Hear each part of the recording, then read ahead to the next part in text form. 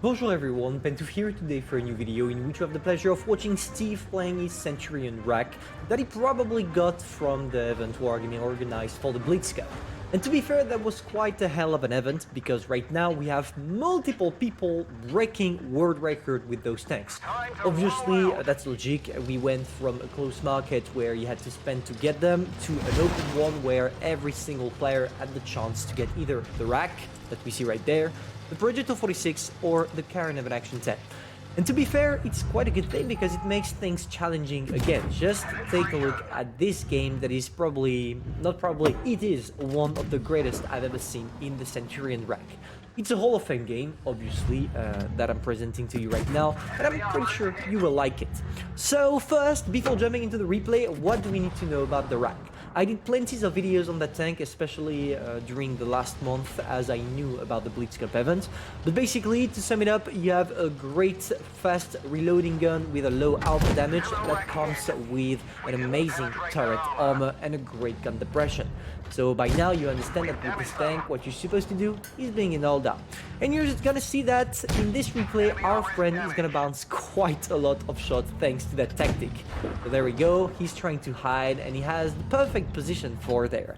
I mean, if he went on the other side of the map, he could have maybe be more helpful toward his teammates as well. Because here you see that he's up against two enemies, but they are not necessarily a threat for him or even the rest of the team. So what he has to do right now is killing them as soon as possible to be able to come back to the rest of his team to help them. And this is what our friend is going to do. There we go for some shots on the T-34-2 still, but he doesn't want to push through. He knows that if he does, he's going to expose his weak spot, which is the lower part of the hull. And well, yeah, when you expose it, you get penetrated like you just saw right there. So our friend has an option here. He can either focus on the T-34-2 and take the risk of getting penetrated, or he can try to support the rest of his team by taking that hill, that little slope he's taking right there.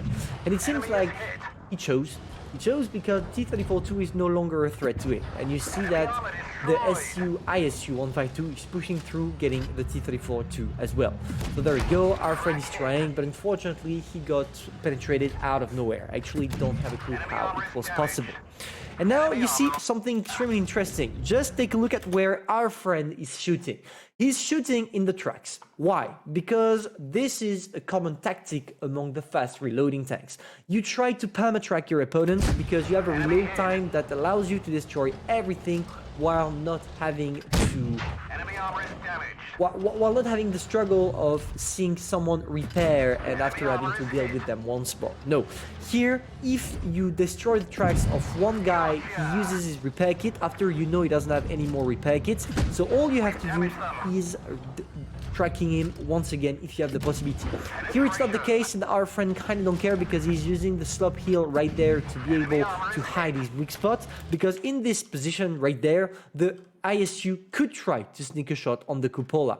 But luckily for him, as he's skilled, by angling his tank, it becomes extremely hard to get the cupola. And from there, he's literally impossible to penetrate, which is obviously leading him to destroy that poor ISU that didn't do anything and couldn't do anything. So there we go, 3 kills in a row, still 3 tanks to deal with, and already 3k damage. Here now things are going to be interesting, because in the first half minute or in the first half of the replay, you saw that our friend was stuck against bad players. And when I say bad players, I'm not necessarily talking about skill, I'm more talking about the tank themselves. An ISU-152 in the open is completely useless, even if it has probably one of the greatest guns at tier 10. And now he has to deal with the rest. So there we go. He's trying to get them as soon as possible, and here he's focused, in my opinion, on the wrong tank.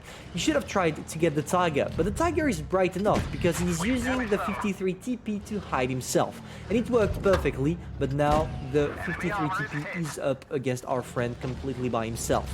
And it's gonna help him quite a lot. Just take a look at that. Our friend managed, thanks to its great alpha damage, but also, not alpha damage, but reload time, to completely wreck the opponents like they were nothing. And now all he has to do is dealing with the low life targets. He's up in a 1 versus 3 game, but it's not a problem. He has to kill them, and this is exactly what he's gonna do. He goes for the tiger. Now he has, if you see, someone in his back, and he has to be careful about what he's doing. The IS-3 is probably gonna push straight on him, and he has to escape. Unfortunately, it's going to be hard. But yeah, sometimes, and especially to do Hall of Fame games, you need to have some luck. And well, our friend is filled with luck. So there he goes, taking one shot, trying to get another one, the 53 PP that missed. And he's trying to play with both of them. He tried to circle the IS-3, it worked perfectly because the IS-3 was kind of a bad player. And now he's up against that guy completely by himself. He's not a one-shot, so he can probably try something, and he has a better mobility than the IS-3. So now he has to try to find a position from which he has the possibility of either getting some shots on the IS-3 in all down, or trying to escape going as far as possible in order to get the guy. But it seems like the IS-3 is encountering some problems, especially with his connection, because he shot straight into the air for no reason, and he's gonna help our friend. Sorry about that, I don't have COVID, don't worry. Now, all he has to do is playing like he did at the beginning. He goes in, he tries to get shots on the tracks to perma-track our friend, and boom, that's it, he got the win. Just take a look at that. He's waiting for the IS-3. He's not trying anything. And I think it's a mistake. You should try at least to make him bounce, but not like that. You should have tried maybe a side scrape or something like that, because otherwise it's a little bit hardcore. Now, there we go. He's taking 2 shots. He's not trying to get the third one because obviously he knew he would die.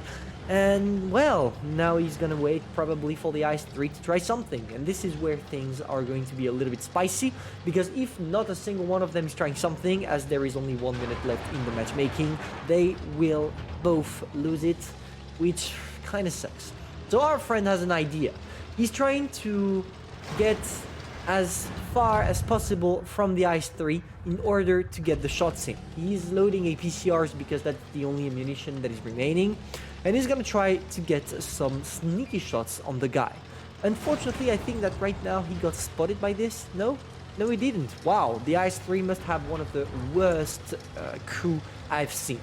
And as he has totally no idea of where the guy is, he goes in, sneaks a shot, and now it's over. IS-3 can't do anything. He got killed, 6 kill and 6.5k damage.